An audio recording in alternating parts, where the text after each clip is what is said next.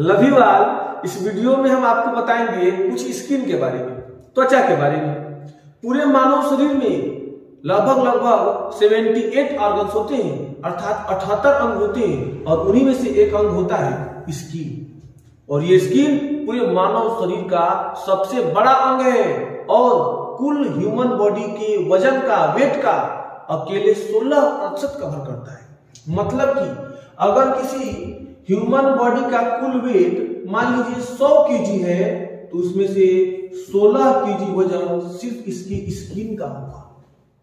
अगर किसी human body का कुल वजन 50 केजी है, तो इसका 16% अर्थात 8 केजी वजन सिर्फ इसकी स्किन का होगा। मतलब कि स्किन पूरे मानव शरीर का सबसे बड़ा अंग है कुल 78 अंगों में से। ये स्किन पूरे मानव शरीर को वाटर प्रूफ और जर्म प्रूफ बैरियर से पूरे शरीर को लिपटता है, ताकि पानी अंदर ना जाए और जर्म्स अर्थात कीटाणु शरीर के अंदर ना जा पाए। और इस स्किन की 2 लेयर होती है, एक ऊपर की तरफ होती है जिसको हम लोग एपिडर्मिस बोलते हैं, और एक नीचे की तरफ होती है जिसको हम लोग डर्मिस बोलते हैं। आप लोगों को क्लियर दिखाई पड़ रहे हैं। ये वाली परत जो होती है ऊपर की तरफ, ये थिन होती है और ये ज्यादातर मरी हुई कोशिकाओं से बनी होती है। ये सुरक्षा प्रदान करती है, सुरक्षात्मक होती है, और इसी को हम लोग बोलते हैं एपिडर्मिस। और ये जो नीचे की तरफ मोटी वाली परत होती है, इसको हम लोग बोलते हैं डर्मिस। अगर हम लोग इस एपिडर्मिस की बात करें, तो एपिडर्मिस में कई सारी लेयर्स होती है और प्रत्येक लेयर कोशिकाओं की बनी होती है। और जो नीचे वाली कोशिकाएं होती हैं, जो नीचे वाली परत होती है, और ये परत लगातार नई नई कोशिकाओं को बनाती है, और प्रत्येक कोशिका अपनी ऊपर वाली कोशिका को धक्का देती है ताकि ये ऊपर की तरफ जाए और स्किन को न हटाए।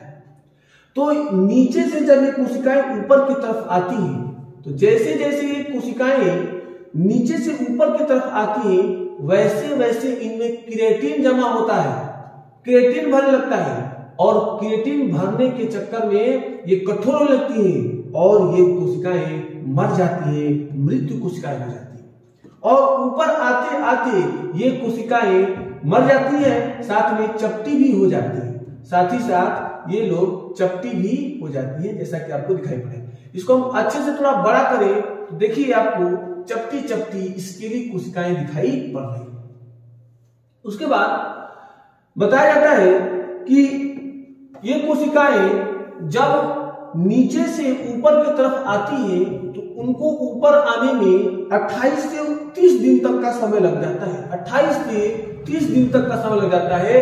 मतलब कि हर 28 से 30 दिन में हम लोग की त्वचा नई हो जाती है, और पूरे जीवन काल में लगभग 900 बार ऐसा होता है कि ये जो त्वचा है नई होती है।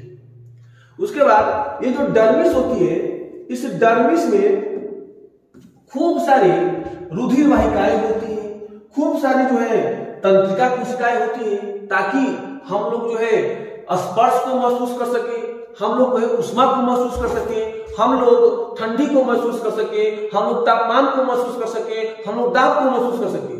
तो उस दाब को महसूस करने के लिए खूब सारी जो तंत्रिका कोशिकाएं होती हैं, उनके सिरे होते हैं, जैसा कि आप लोगों को यहाँ पर दिखाई पड़ रहा है। और ये सिरे स्पर्श को महसूस करने के बाद से, कंपन को महसूस करने के बाद से, तापमान को, उष्मा को, ठंडे को महसूस करने के बाद से इसको ब्रेन के पास तंत्रिका कोशिकाओं के द्वारा सिग्नल भेज देते हैं। इसी डर्मिस में खूब सारे गड्ढे बने होते हैं, और इन गड्ढों को हम लोग बोलते हैं रोमकूप। इंग्लिश में इनको हेयर फॉलिकल्स कहा जाता है, और इन्हीं रोमकूप से बाल निकले होते हैं जो बाहर आकर के मुड़े हुए दिखाई पड़ते हैं। और प्रत्येक रोमकूप के बगल में यहाँ पर देखिए आप लोग को इरेक्टर मसल दिखाई पड़ रही है, छोटी छोटी पेशियां होती हैं। और जब कभी भी हमारे शरीर को ठंड महसूस होती है, तब इन मसल्स में कंट्रैक्शन हो जाता है, नतीजा जो बाल होते हैं वो सीधी हो जाते हैं, हम लोग बोलते हैं रोंगटे खड़े हो गए। इसी डर्मिस में खूब सारी ग्रंथियां होती हैं, पसीने की ग्रंथियां, और ये पसीने की ग्रंथियां लगातार सतह पर नमी छोड़ देती है, और ये नमी वाष्पीकृत होकर के शरीर को ठंड बनाए रखती है। इसी डर्मिस में और भी ग्रंथियां होती है, जैसे कि ऑयल ग्लैंड, तेल ग्रंथियां, और ये तेल ग्रंथियां लगातार सीबम नामक पदार्थ का उत्पादन करती हैं जो इस बाल को और त्वचा को मुलायम रखता है। तो इस तरीके से हमारी स्किन की ये तो दो लेयर है, एपिडर्मिस और डर्मिस, इनके बारे में कुछ जानकारी रहा। उसके बाद से अब हम थोड़ा इस अपने नेल के बारे में बताएंगे। अगर हम लोग अपनी उंगली को ऐसे बीचों बीच काटने के बाद से देखें तो ऐसा कुछ दिखाई पड़ेगा, और ये रहा हम लोग का नेल्स। बताया जाता है कि जो नेल होता है वह मरी हुई कोशिकाओं का प्लेट से बना होता है। अब मान लीजिए कि मरी हुई कोशिकाएं हैं, तो ये जब ये कोशिकाएं बनी होंगी तब तो ये मरी नहीं होंगी, बनती तो होंगी लिविंग। तो यहाँ पर ये बनती है, यहाँ पर नाखून का जड़ होता है, रूट ऑफ नेल होते हैं, और यहीं पर लगातार नई नई कोशिकाएं त्वचा के द्वारा ही बनाई जाती है। और ये कोशिकाएं धीमे धीमे आगे की तरफ बढ़ती हैं। जैसे जैसे ये आगे की तरफ बढ़ती हैं वैसे वैसे ये कठोर होती जाती है, इनमें क्रिएटिन बढ़ता जाता है और ये मर जाती है, मृत हो जाती है।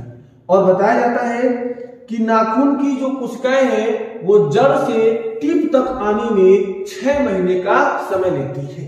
तो इस तरीके से ये कुछ जानकारी रहा हम लोग के नाखून के बारे में।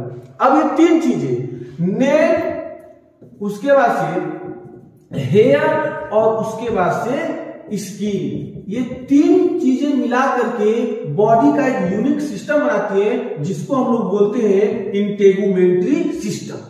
तो ये रहा इंटेगुमेंट्री सिस्टम, जिसमें 3 चीजें आती है, स्किन, हेयर तथा नेल। अगर वीडियो अच्छा लगा तो आप लोग चैनल को सब्सक्राइब करें, वीडियो को शेयर और लाइक जरूर करें। मिलते हैं अगले वीडियो में, तब तक के लिए once again love you all.